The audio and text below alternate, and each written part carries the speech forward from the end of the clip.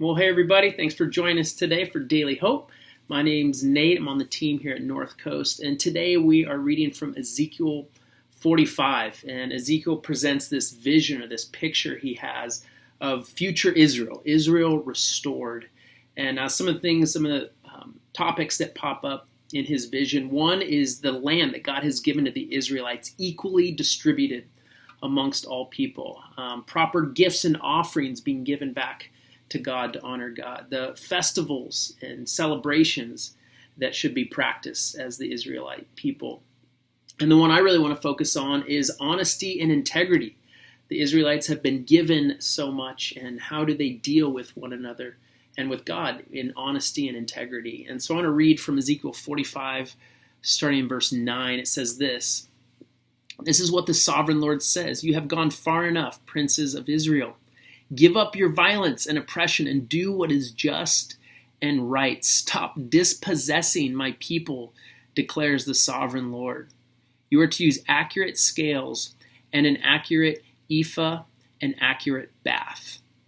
The word dispossess means to deprive someone of land, property, or possession. So this is what was going on, and Ezekiel says, no, this is not the picture of Israel that I have for you. This is not the way that we should be dealing with one another.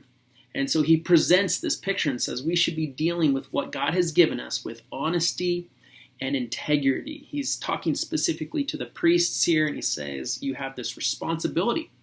You've been given authority to deal with honesty with all people. And so I think the question for us is, what are those areas of responsibility or authority that God has entrusted to us?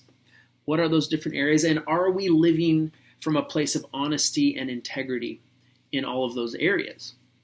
And so a few that come to mind, one is being a parent over kids. Am I being honest and have full integrity when it comes to parenting my kids? Do I tell them one thing but behave very differently? Hey kids, get off your phone. Technology is bad, as they see me sitting there in front of my phone.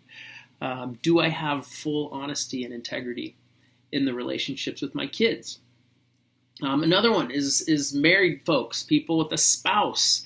My wife is so good about being brutally honest in our marriage with her own junk and stuff, and also calling me out on the stuff that she sees. I, however, have a tendency to sugarcoat the truth, to tell a half-truth, to downplay the truth, or sometimes, if I'm feeling really bad, to be just blatantly lie and not operate with integrity and honesty in my marriage. And so that's something I am constantly working on. Another place where we've been given authority and responsibility is often in our workplace. How are we doing in terms of how we relate to our coworkers? You've been entrusted with time to do your job. Are you honoring that? Are you spending your time on work-related things, or are you misusing your time? Maybe it's in how you treat your customers or your clients. Are you taking shortcuts? Are you cutting corners, trying to make something sound better than it really is? Maybe not fully disclosing something to that customer. Am I operating with full integrity and honesty in my workplace? Am I spending the company's money properly? Or am I fudging it or cutting corners?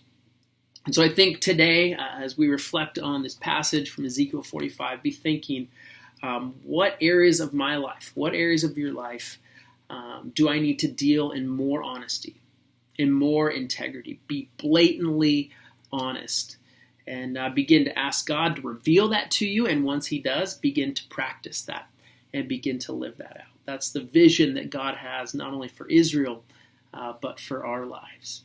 So God bless you guys. Hope you have a great day today.